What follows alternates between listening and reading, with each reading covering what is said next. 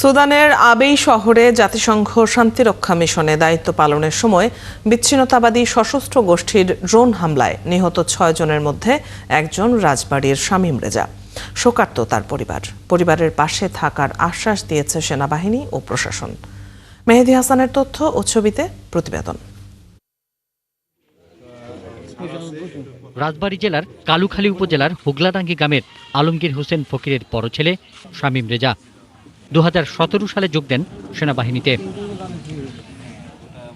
গত ৭ই নভেম্বর জাতিসংঘ শান্তিরক্ষা মিশনে সুদানে যান তিনি।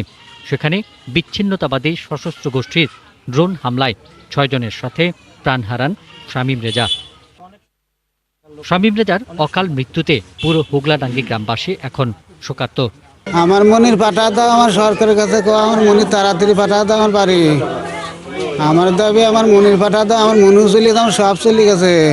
প্রতিবেশীরা জানান, নিহত শামীম রেজা অত্যন্ত ভদ্র ও বিনয়ী ছিলেন। ছেলের উপরে এই ফ্যামিলিটা চলত। আমাদের এলাকার একটা গর্ব, সে আন্তর্জাতিকভাবে একটা ভূমিকা, এই দেশমাতৃকার একটা সম্মান উজ্জ্বল করতে গিয়েছিল। মিলতাল এবং সুন্দরভাবে চলাফেরা করত এবং খুব সুন্দর পরিবেশে ছিল। এই দেশে যাতে আমি কোনদিন মিশন করতে পারি, সেই মিশনে আসাটাও ছিল আমাদের কাছে বড় ভাই হিসেবে গল্প করত। এদিকে শামীম রেজার বাড়িতে গেছেন সেনাবাহিনী, রাজবাড়ী ক্যাম্পের সদস্য ও কালুখালী উপজেলা নির্বাহী কর্মকর্তা। পরিবারটির পাশে থাকার আশ্বাস দেন তারা। সন্তান হারানোর যে বেদনা বা যে কষ্ট, এটা যে পূরণীয় হওয়ার নয়।